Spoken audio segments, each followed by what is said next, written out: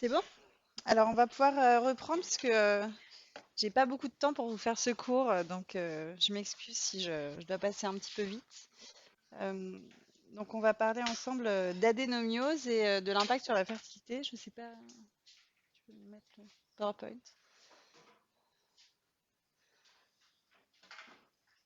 Ok. Alors, donc déjà, juste pour remettre bien les idées au clair concernant les définitions. Donc, l'adénomiose, est-ce que j'ai le pointeur? C'est le fait d'avoir des cellules de l'endomètre qui sont à l'intérieur du myomètre. D'accord? L'endométriose, c'est le fait d'avoir des cellules de l'endomètre qui sont dans la cavité péritonéale ou ailleurs. Là, ces cellules, elles sont dans le myomètre. Donc, c'est une maladie comme l'endométriose qui est très hétérogène et vous allez le voir par la suite, mais il existe plein de formes différentes.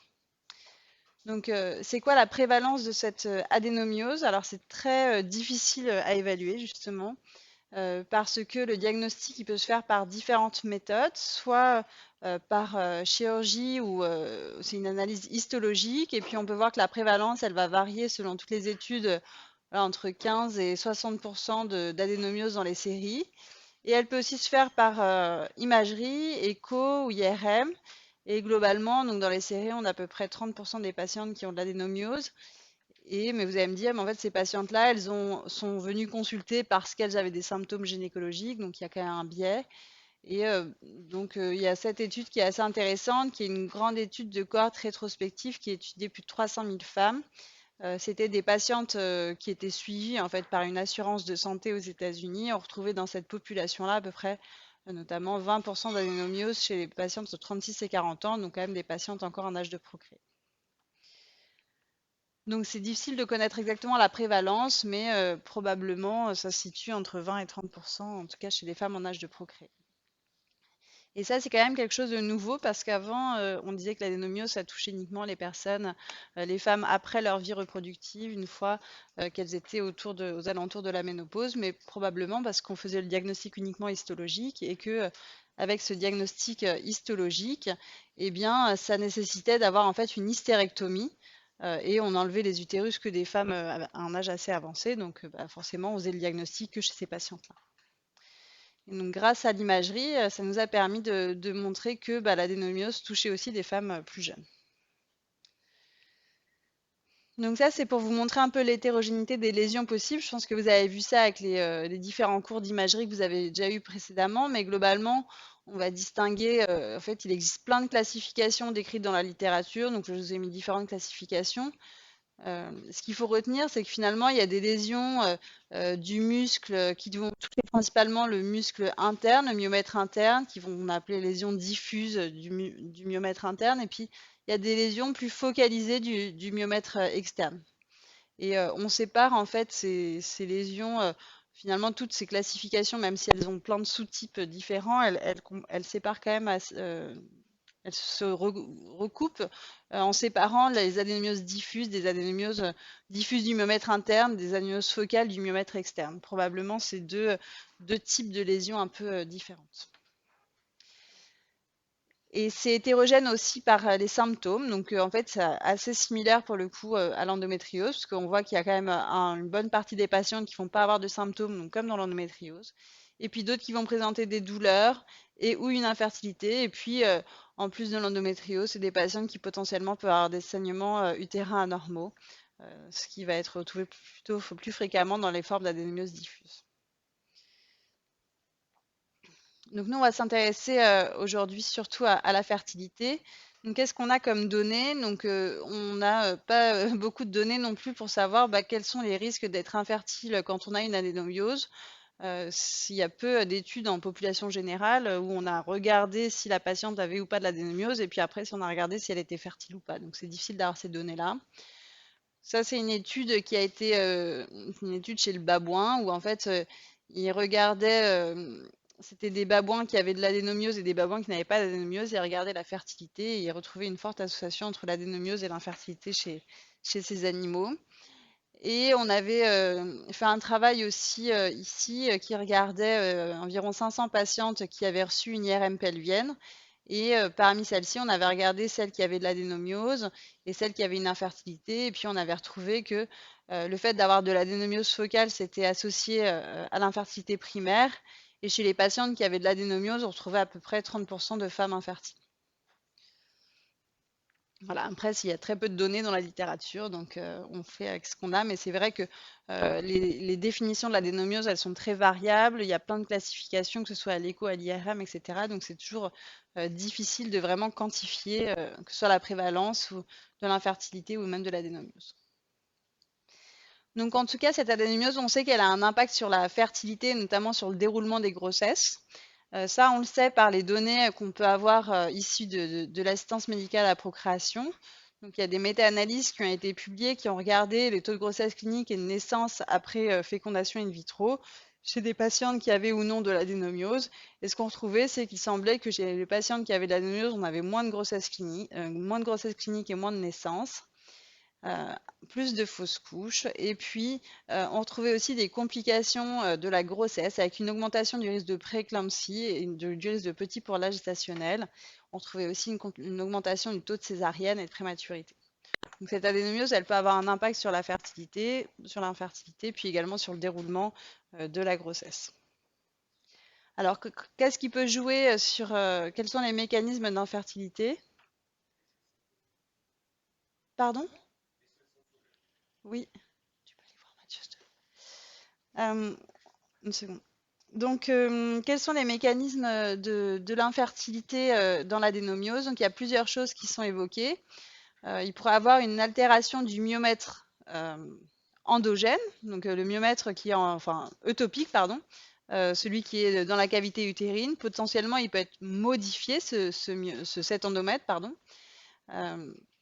par différents facteurs, notamment immunitaires, hormonaux. On va revoir ça après. Possiblement aussi du fait de modifications anatomiques et le fait qu'il y a le myomètre qui soit altéré, qui soit modifié, ça peut entraîner des contractions utérines un peu différentes d'un utérus sans adénomiose. Et puis aussi l'association à l'endométriose qui est fréquemment retrouvée dans l'adénomiose. Donc on va regarder ça ensemble. Donc concernant les altérations de l'endomètre eutopique, il a été retrouvé dans l'adénomiose de plein de facteurs clés de l'implantation qui étaient modifiés, d'expression de gènes qui jouent un rôle dans l'implantation qui ont été retrouvés modifiés, et notamment des modifications que ce soit moléculaires, immunitaires, vasculaires, et puis même sur le plan histologique, on retrouve différentes modifications. Et puis sur le plan plus fondamental, on retrouve aussi un infiltrat inflammatoire qui est différent chez les patients qui ont de l'adénomiose et celles qui n'en ont pas. Et du coup, il semblerait que ce soit même déjà dans l'endomètre eutopique et dans l'endomètre ectopique, il y a une augmentation des cellules immunitaires et que ces modifications-là pourraient jouer sur l'implantation, parce que vous savez que l'implantation, il y a beaucoup de modifications immunitaires qui se passent déjà pendant cette période-là de façon physiologique et donc ça pourrait avoir un impact sur l'implantation chez ces patientes. Ensuite, concernant les modifications anatomiques, alors le fait déjà d'avoir un gros utérus, etc., il y en a qui peuvent, enfin, il y en a qui ont émis l'hypothèse que potentiellement ça pouvait altérer, comprimer notamment les trompes par exemple, peut-être obstruer des troubles. Bon, c'est quand même un peu plus rare, on va dire. Mais par contre, ce qui est quand même évoqué, ce qui semble quand même assez réaliste, c'est qu'il y a une activité de contraction de l'utérus qui est différente chez les patientes qui ont de l'adénomiose. Et en fait, ces contractions utérus, elles sont normales pour la fertilité. Il va avoir différentes. La fréquence des contractions au niveau de l'utérus, elle va être variable selon la période du cycle. Ça va permettre à la fois de favoriser le transport des spermatozoïdes jusqu'aux trompes pendant, voilà, avant l'implantation. Et puis après l'implantation, on va avoir normalement plutôt un utérus qui va être plus calme avec une fréquence qui va être diminuée pour justement permettre à l'embryon de s'implanter.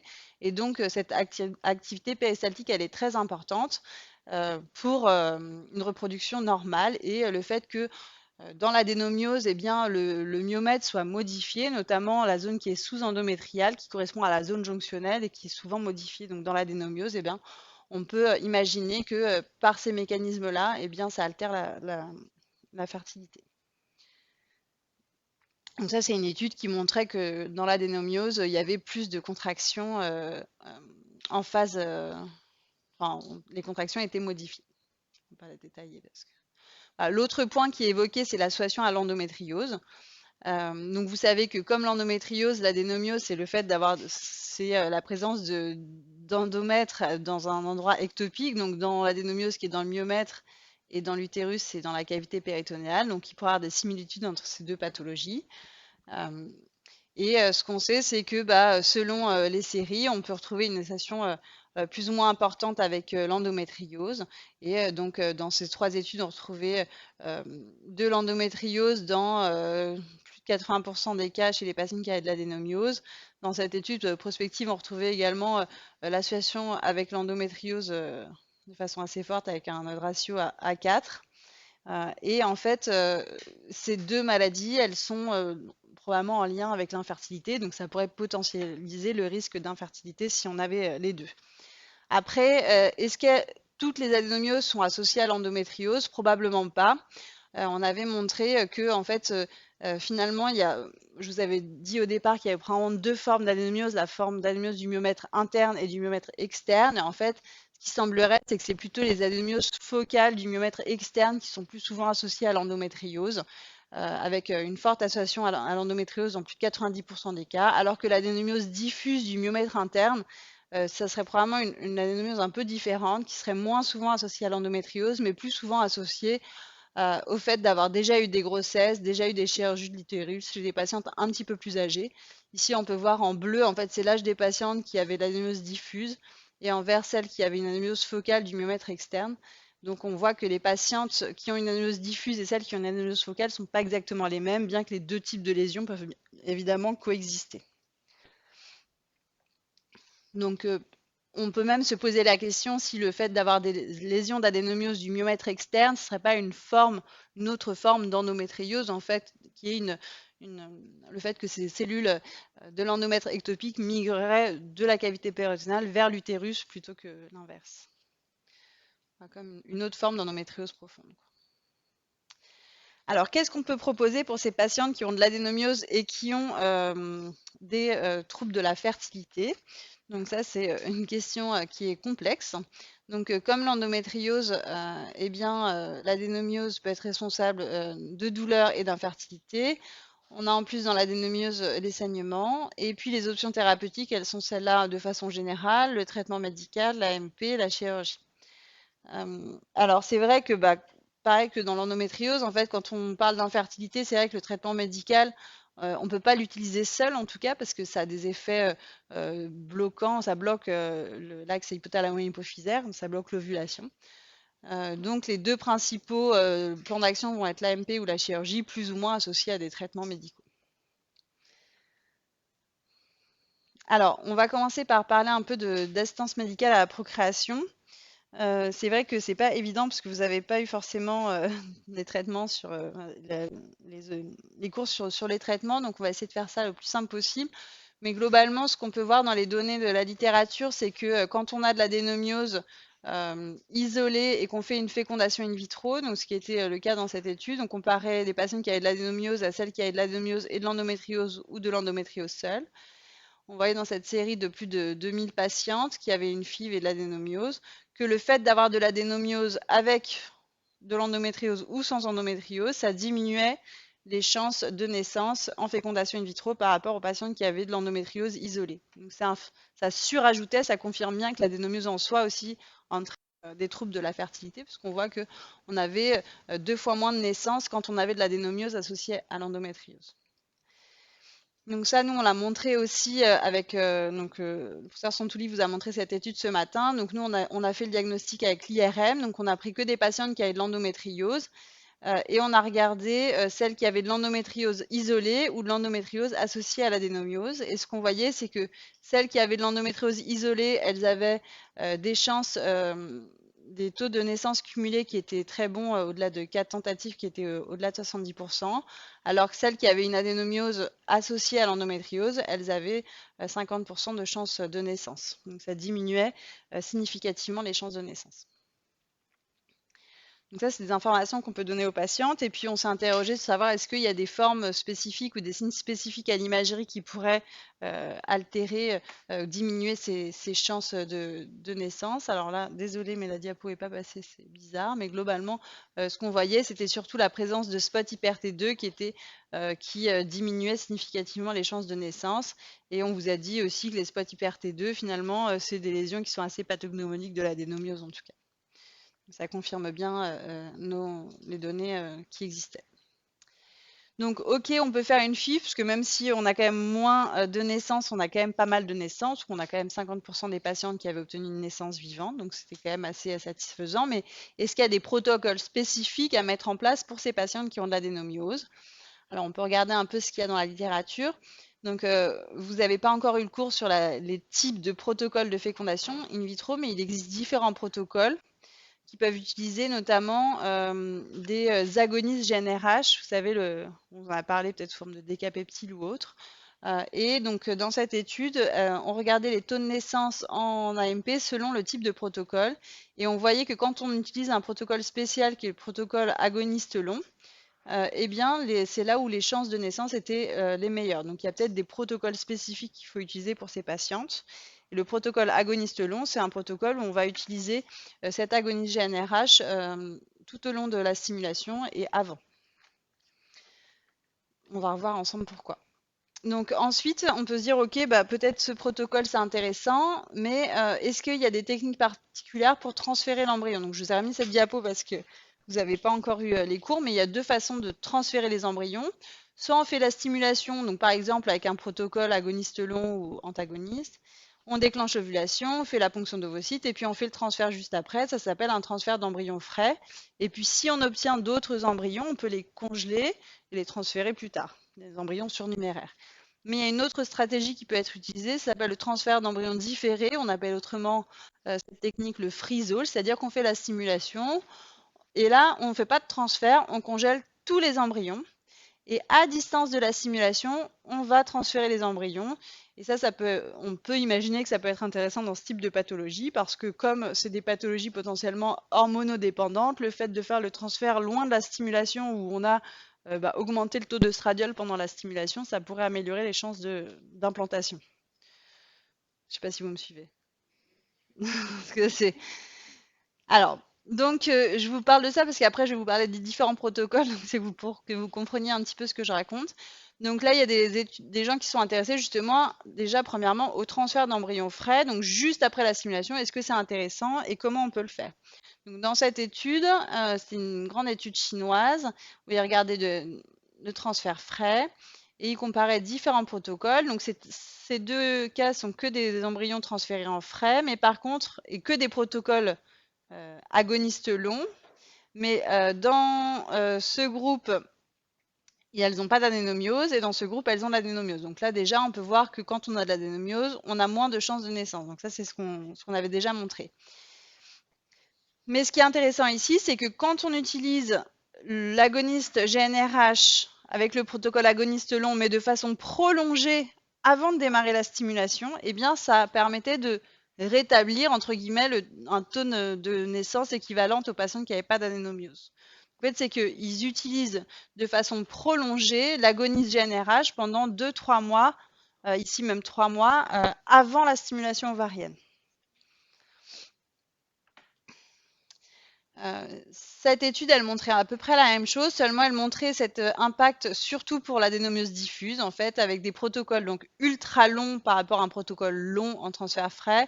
Et dans l'adénomiose diffuse, on voyait une différence significative avec une augmentation des taux de naissance quand on utilisait ces protocoles ultra longs. Et après, on peut se dire, bon, ok, mais est-ce que si on veut transférer les embryons surnuméraires, par exemple, on a fait le transfert frais, ça n'a pas marché, mais on a des embryons congelés, est-ce que si on utilise aussi cet agoniste GnRH avant de faire le transfert d'embryons congelés, c'est intéressant aussi?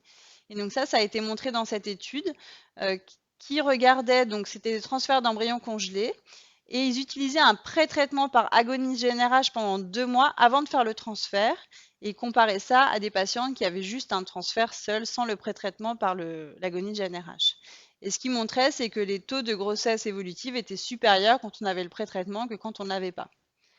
Alors, c'est vrai que toutes ces études, elles sont intéressantes. Néanmoins, il n'y a aucune étude prospective randomisée. Ce sont que des études rétrospectives. Il y a et des petites études de cohorte. Donc ça, c'est est-ce que, alors dans ces cas-là, oui, c'est bien, mais est-ce qu'il vaut mieux faire un transfert frais avec un blocage prolongé avant le transfert ou est-ce qu'il vaut mieux faire un transfert congelé d'emblée dans ces cas-là? Donc c'est ce que regardait cette étude. Comparer le transfert frais avec le pré-traitement, transfert congelé avec le pré-traitement versus le transfert frais. Et ce qu'il montrait, c'est que quand on faisait un transfert congelé avec le pré-traitement, c'était mieux que le transfert frais avec le pré-traitement. Donc peut-être que dans l'adénomiose, ça serait mieux de faire un pré-traitement avec un agoniste GnRH et congeler les embryons, enfin, et faire le transfert d'embryons congelés. Alors pourquoi est-ce que l'agoniste GnRH il est intéressant et il a été étudié dans l'adénomiose? C'est surtout parce qu'en fait, on sait que ce médicament-là, il diminue, ça a été montré, ça c'est une étude sur le fibrome, mais il diminue globalement le volume utérin. Quand on donne de l'agoniste GnRH de façon prolongée, c'est surtout utilisé ça a été montré dans les fibromes, ça diminue le volume utérin.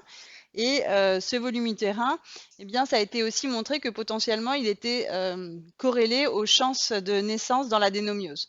Cette étude, elle étudiait en fait deux types de patientes, des patientes qui avaient des volumes utérins, on va dire petits, et d'autres qui avaient des gros volumes utérins, et elle regardait les taux de naissance, et elle montrait que dans l'adénomiose, quand on avait un plus petit volume utérin, on avait plus de chances de naissance.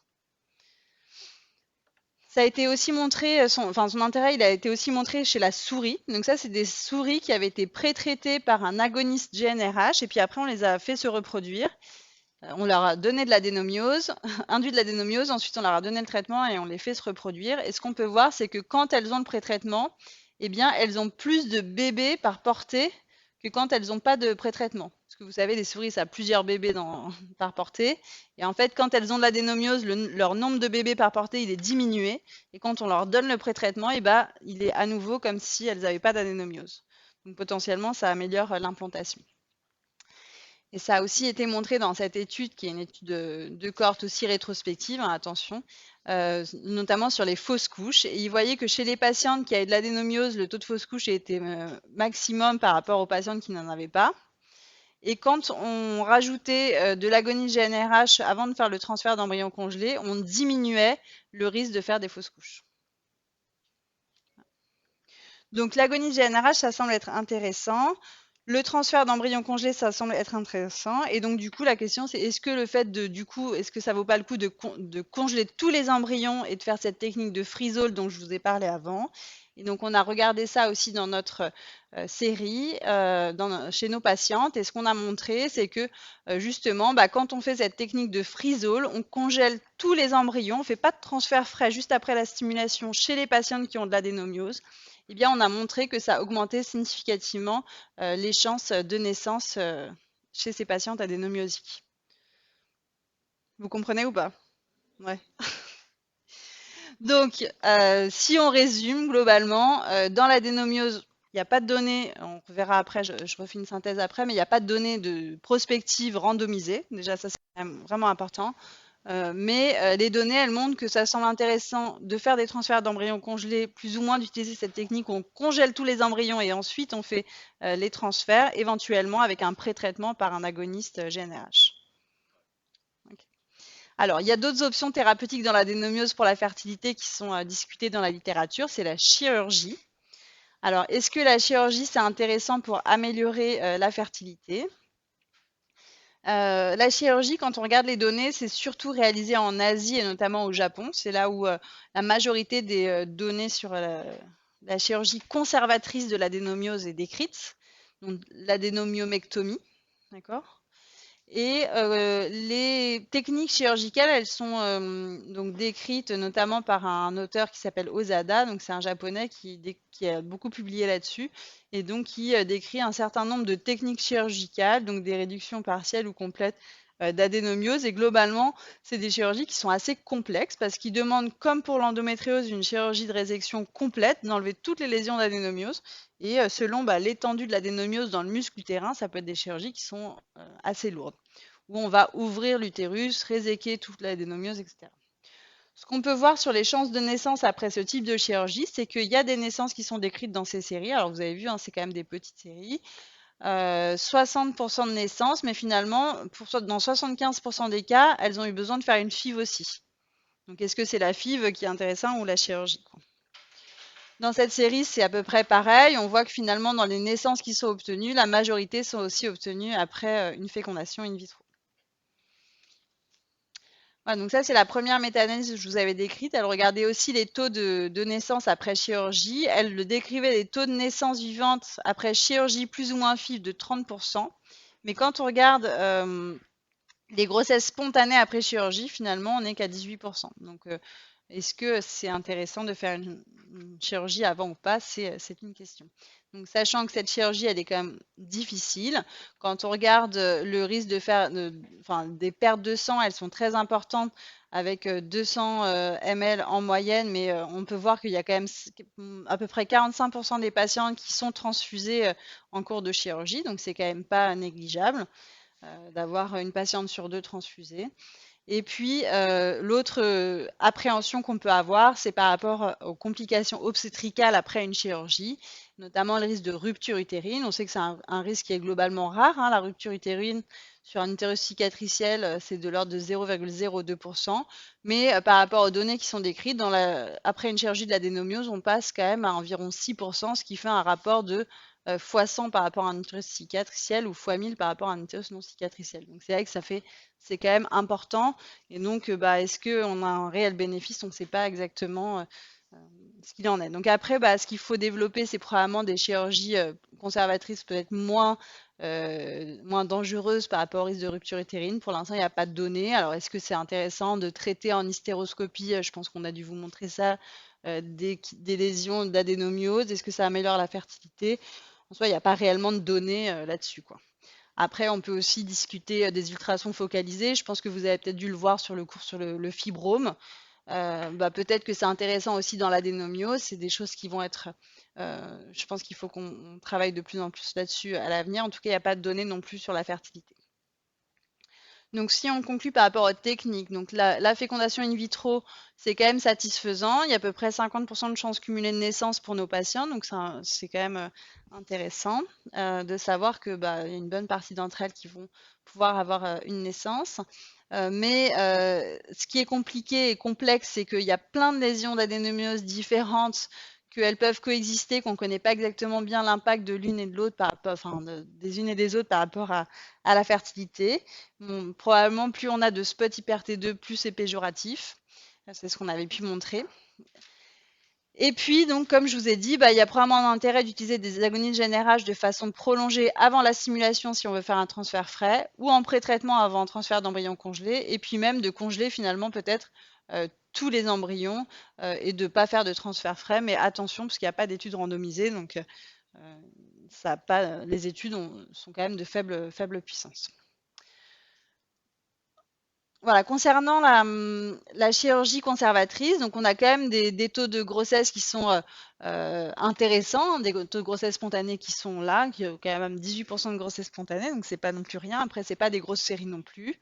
Mais pareil, c'est pas très clair quel type d'adénomiose sont opérées. Il y a plusieurs techniques chirurgicales qui sont décrites. C'est des chirurgies qui sont quand même complexes avec pas mal de complications. Notamment, je vous ai pas détaillé, mais dans cette diapo là où je parlais de rupture utérine, il y avait eu aussi 3 patientes qui avaient eu des hystérectomies aussi en raison de saignements incontrôlés pendant les chirurgies. Donc voilà, il y a quand même, c'est pas anodin pour les patientes, hein. Et puis surtout, le point important à garder en tête, c'est que si on veut faire une chirurgie pour améliorer la fertilité spontanée, il faut s'assurer qu'il n'y ait pas d'autres causes d'infertilité, notamment s'il y a une endométriose associée. Alors, il faudrait aussi traiter l'endométriose de façon complète aussi pour augmenter la fertilité spontanée, vérifier qu'elle a un sperme normal, des trompes perméables, etc. Donc, attention, en général, on dit on opère l'endométriose, mais attention, si elle a de l'adénomiose, ça va être moins efficace. Ça marche aussi dans l'autre sens, entre guillemets. D'accord. Donc, il faut bien caractériser les lésions d'adénomiose et d'endométriose associées à l'imagerie. Voilà, donc dans la balance, c'est vrai que, en tout cas ici, on va plutôt pencher ici et même en France en général, hein, mais pour la prise en charge plutôt en assistance médicale à procréation. En France, il y a vraiment de très très rares centres qui font de la chirurgie de l'adénomiose conservatrice. Je ne sais pas si là où vous travaillez, il y en a qui en font, mais globalement, c'est quand même relativement rare. Donc, globalement, s'il y a aussi une place pour le traitement médical associé, donc en cas de symptômes importants, on peut donner des traitements en attendant de faire les traitements de FIV ou entre les deux. Il ne faut pas oublier de quand même soulager les patientes. Mais sinon, en cas d'infertilité, on va proposer un bilan complet, une imagerie, une échographie, plus ou moins une IRM pelvienne pour évaluer donc le type d'adénomiose, est-ce qu'il y a une endométriose associée. Et puis, on va plutôt proposer une prise en charge en AMP en première intention, avec une technique éventuellement de frisol où on congèle tous les embryons, plus ou moins un transfert d'embryon avec ce médicament, le décapeptyle, pour bloquer avant le transfert d'embryon. Après, la question se pose, c'est est-ce que si ça marche pas, on fait une chirurgie conservatrice, et puis si cette chirurgie ne permet pas d'augmenter les chances spontanées, on fait une FIV. Globalement, nous, on passe rarement à cette case-là, hein. Non, on n'a pas toujours de réussite, mais bon, c'est pas pour autant qu'on les opère, quoi. Après, on peut, voilà. Après, bah, c'est au cas par quoi, au cas par cas, mais c'est vrai qu'ici, on fait pas vraiment de chirurgie conservatrice de l'adénomiose. Et puis, pour les patientes, donc si elles sont enceintes, bah, voilà, il faut garder en tête qu'elles ont de l'adénomiose, que potentiellement elles ont des risques obstétricaux différents. Néanmoins, ça ne nécessite pas une surveillance accrue ou une surveillance spécifique, ça reste une surveillance mensuelle. Et puis, bah, on gardera en tête que si après ces grossesses, elle a toujours des symptômes, qu'elle a plus de désir de grossesse, bah, il faudra peut-être éventuellement discuter une chirurgie radicale si vraiment elle est toujours symptomatique malgré les traitements. Voilà. Est-ce que vous avez des questions? Je vous ai endormi complètement. Ça va.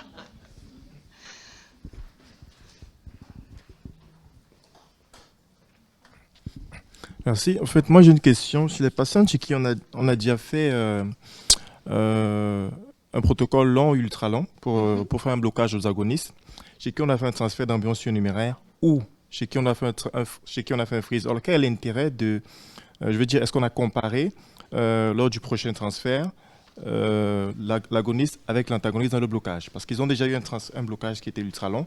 Donc je me dis, si lors du transfert surnuméraire ou du transfert d'embryon congelé, si on a tout frisé, on pourrait le faire plus rapidement avec un antagoniste. Je ne sais pas si on a comparé l'agoniste et l'antagoniste dans Je ces suis pas cas-là. sûre d'avoir bien compris la question. Je suis désolée, mais j'ai pas compris. L'antagoniste, on le met quand là? Et l'antagoniste chez les patients qui avaient déjà, Pour le protocole de stimulation de FIV, là, vous parlez. oui, donc chez les D'accord. patients qui avaient Bah, en déjà eu fait, un nous, ce qu'on blocage, fait en pratique, je sais pas si ça répondra à votre question, mais ce qu'on fait en pratique, c'est qu'on fait plutôt des protocoles antagonistes en première intention. Vous allez revoir ça la deuxième semaine, ne vous inquiétez pas des protocoles. On congèle tous les embryons et on fait un transfert d'embryons congelés associé ou non à un pré-traitement par agoniste GnRH. Après, l'autre option, c'est vrai que c'est de faire un traitement prolongé avec un agoniste GnRH et faire un transfert frais. Mais nous, on préfère faire l'autre option avec l'utilisation d'antagonistes, parce que c'est un protocole qui est plus facile à utiliser en routine, qui a moins de complications, etc. Donc, c'est vrai qu'on va plutôt l'utiliser en première intention. et donc pour congeler, c'est antagoniste. Bah oui, parce que comme ça, on peut déclencher l'ovulation. Vous allez voir, par rapport à la sécurité, on peut utiliser du décapeptyle pour déclencher l'ovulation quand on a ce protocole-là. Et ensuite, on pourra congeler les embryons et organiser un transfert d'embryons congelés, plus ou moins avec un pré-traitement par agoniste GnRH quand la patiente le souhaite, etc. Est-ce qu'on a des données qui ont comparé le transfert surnuméraire avec le freeze all, tel que vous avez présenté, et tout Bah, congelé en ou... fait, la différence, c'est que souvent, le premier embryon, enfin, on va transférer dans l'ordre les plus beaux embryons en premier, quoi. Donc, si on regardait que les surnuméraires par rapport au, enfin, c'est juste que c'est la même chose. La seule différence, c'est qu'éventuellement, on a un embryon en plus avec un plus bel embryon si on a transféré le plus beau en premier, et donc plus de chances d'implantation. Excusez-moi. Oui, je Il vous n'y a pas écoute. d'indication, une stimulation simple de l'ovulation? Parce que j'ai vu que directement et on passe. Alors, pourquoi est-ce que vous voudriez induire l'ovulation? Ben, si elle ovule normalement, Ouais. pourquoi elle passe directement au PMA alors qu'elle ovule? Donc là, je parle de la prise en charge de l'infertilité. Donc, c'est des patientes qui n'arrivent pas à être enceintes naturellement.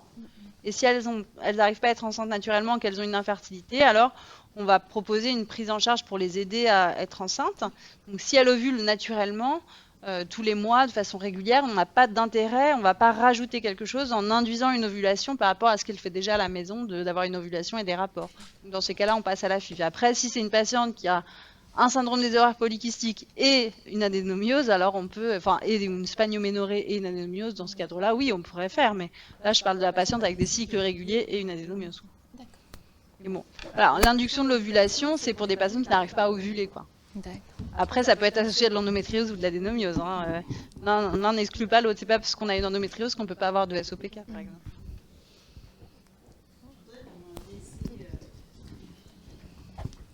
Merci. Si jamais elle n'a pas d'autres problèmes d'infertilité, est-ce qu'on pourrait imaginer lui donner les agonistes en temps normal et après arrêter et attendre qu'elle tombe enceinte spontanément? On pourrait imaginer ça. Après, c'est comme chez la souris, quoi. Mais ça n'a pas été... non. Bon, après, c'est comme ça bloque l'ovulation. Oui, on pourrait imaginer pendant 6 mois, on va réduire la taille de l'utérus d'un point de vue... ça pourrait être intéressant, mais après, c'est vrai qu'en général, on veut gagner du temps et justement utiliser cette période peut-être qui est la plus propice à une implantation et faire les transferts au bon moment, etc. Et bon, après, parfois, effectivement, on peut être, comme dans les fibromes ou l'adénomiose, on peut être aussi gêné par des saignements importants, des patients qui vont avoir des ménométrorragies un peu permanentes et on va leur donner aussi de façon prolongée des agonistes avant le transfert pour essayer de réduire cette adénomiose au maximum. Justement, il y a une question dans le chat sur le mécanisme des agonistes pour améliorer les chances d'implantation de naissance en transfert d'embryon. Je l'ai montré un petit peu, c'est que en tout cas, l'adénomiose, c'est assez sensible aux agonistes GnRH, et puis ça a été montré que la taille de volume utérin diminuait, et que probablement en diminuant ces lésions d'adénomiose, et notamment peut-être toute l'inflammation qui est associée à l'adénomiose, probablement on peut améliorer l'implantation. Après, les mécanismes vraiment moléculaires sous-jacents, ils sont encore aujourd'hui pas suffisamment connus, mais c'est des hypothèses, mais c'est les mécanismes qui sont supposés en tout cas. Ça diminue l'inflammation, ça améliore l'implantation. Voilà, c'est un climat, on enlève un peu ce climat hormonodépendant qui est important, la maladie est moins active, quoi. Et alors pourquoi pas diminuer le volume utérin par antagoniste de la GnRH ? Alors après, c'est vrai que notamment là, ce qui pourrait être intéressant de regarder, c'est, on n'a pas de données encore sur la fertilité, mais ça va être surtout les antagonistes GnRH PEROS, qui sont en train qui vont probablement bientôt être disponibles et mis sur le marché pour la prise en charge des fibromes plus ou moins de l'endométriose. Mais c'est pas encore, toutes les données sur la fertilité de sécurité, elles sont pas disponibles. Donc voilà, à voir, mais c'est vrai qu'à terme, ça pourrait être des choses intéressantes. Et on espère avoir d'autres médicaments. Parce que c'est vrai que l'agonie GnRH, c'est pas très confortable pour les patientes, parce que ça donne des bouffées de chaleur, ça fait une ménopause artificielle, donc les patientes ne sont pas très contentes, en général. Excusez-moi, et du coup, le délai entre le transfert et le frisol, c'est combien? On peut alors si on veut utiliser l'agonie GnRH prolongée, on va devoir attendre quand même en général 1 mois et demi, 2 mois. Mais dans l'absolu, vous allez avoir un cours là-dessus sur le frisol la 2e semaine, mais ça a été montré qu'on pouvait transférer un embryon sur le cycle juste après la congélation de tous les embryons, après la stimulation. C'était identique à faire un transfert 2 ou 3 mois après, en dehors de l'adénomiose, je parle. Il n'y a pas besoin d'attendre un certain délai. D'accord. Merci. Après, il y a une question sur accouchement prématuré et adénomiose. Ouais. C'est-à-dire sur pourquoi ou... Non, est-ce qu'il y a un risque d'accouchement prématuré lié à l'adénomiose ? Il y a des papiers qui ont montré ça, il y en a d'autres qui ne le montrent pas, c'est discuté. Il y a pas, c'est pas évident les données là-dessus sur l'accouchement prématuré en soi. Ça peut être aussi de la prématurité induite.